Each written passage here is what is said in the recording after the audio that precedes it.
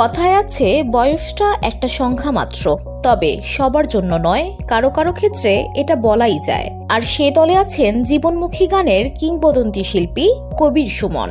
বয়সকে উপেক্ষা করে প্রেমের উচ্ছ্বাসে ৭৫-এও উদ্দীপ্ত এ গায়ক ভালোবাসা দিবসে প্রেমিকাকে সামনে এনে আবারও জানিয়ে দিলেন প্রেমের কোনো বয়স নেই। ধুলো, ময়লা ও ক্ষতিকর ধূলিকণা থেকে নিমিষেই মুক্তি দেয় চৌধুরী এয়ার পিউরিফায়ার। এর শক্তিশালী সাকশন ঘরের কোনায় কোনায় লুকিয়ে থাকা সকল ধুলা টেনে ফিল্টার করে এবং বের করে আনে নির্মল ও স্বাস্থ্যকর হাওয়া।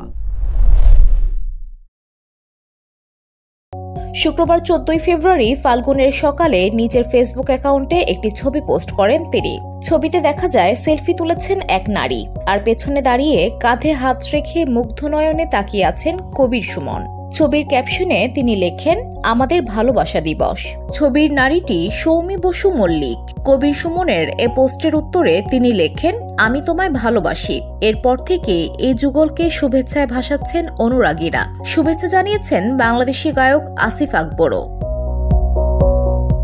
১৯৬৯ সালে ভয়েস অব আমেরিকায় কাজ করার সময় ওপার বাংলার সোফিয়া নাজমা চৌধুরীর সঙ্গে ঘনিষ্ঠতা বাড়ে কবির সুমনের। পরে কলকাতায় ফিরে তিনি তাকে বিয়ে করেন এবং ধর্মান্তরিত হন। এরপর তারা জার্মানিতে পাড়ি জমান, যেখানে তাদের সম্পর্কে চির ধরে। সোফিয়ার সঙ্গে বিচ্ছেদের পর মারিয়া নামে এক নারীর সঙ্গে সম্পর্কে জড়ান সুমন, কিন্তু সে সম্পর্ক সুখের হয়নি। ৯০-এর দশকের শেষের দিকে মারিয়া তার বিরুদ্ধে শারীরিক ও মানসিক নির্যাতনের অভিযোগ আনেন। এরপর বাংলাদেশের কিংবদন্তি গায়িকা সাবিনা ইয়াসমিনকে বিয়ে করেন কবির সুমন, যদিও সেই সংসারও বেশি দিন টেকেনি।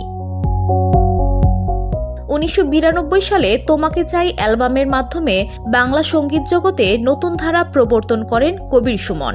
জীবনমুখী গানের পথিকৃৎ হিসেবে দুই বাংলাতেই তুমুল জনপ্রিয়তা পান তিনি। তবে সময় যতই পাল্টাক, প্রেমের ব্যাকরণ তার জন্য যেন বরাবরই একই থাকে। বয়সকে অগ্রাহ্য করে এবারও ভালোবাসায় মজেছেন কবির সুমন। তাই তো তার ভাষ্য, আমাদের ভালোবাসা দিবস। VOD Bangla news desk.